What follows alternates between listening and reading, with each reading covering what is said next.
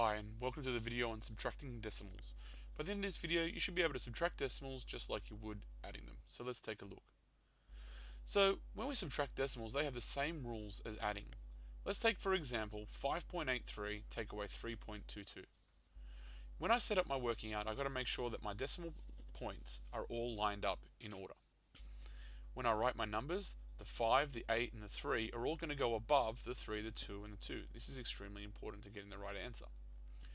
I'm going to look at my first column, that far right column, 3 take away 2, and I'm going to get 1.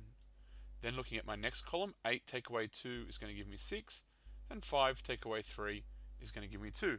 My final answer, 2.61, could be some money or it could be a measurement, but that's my answer. It's important to note that the working out is written out underneath it, whereas the answer is written next to the question. This is a bugbear of mine. It's important to put the answer next to the question rather than just out in space where your working out is. Let's look at a more challenging example. Here we have 146.35 and we want to take away 79.5. Again, this could be money, it could be a measurement, it could be a lot of things, but when we're doing working out with pen and paper, it's always important to make sure that those decimal places are going to line up. When I write 146.35, that's going to go directly above the 79.5. I can put zeros in for the places that don't have any numbers in it, and it won't change the size or the value of that number, but it does help us line up our digits very well. Now, that decimal point that I've put in the answer is directly underneath those other decimal points, which is really important for subtracting. Looking at that far right column, I have 5 and I'm taking away empty space. I'm taking away a 0. So I just end up with 5.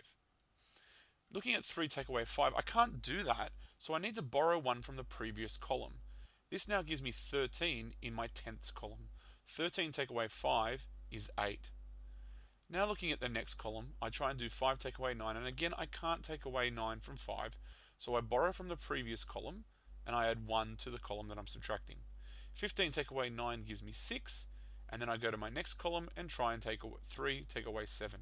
I can't do that again, so I borrow 1 from the hundreds column and put 1 in the tens column. Trying to do 13 take away 7 gives me 6, and then when I'm in my final column, 0 take away nothing is, well, just 0. So my final answer to 146.35 take away 79.5 is 66.85. Remember, this is my working out and this is my answer next to my question. Don't just leave the answer blank and expect the reader to know where your answer is in the working out. So, what should we write when we go to our final, what should you be writing out right now? The heading subtracting decimals, as well as the two examples that I went through, will give you a good start and something to work from when you go through your answers in the text. And that's it.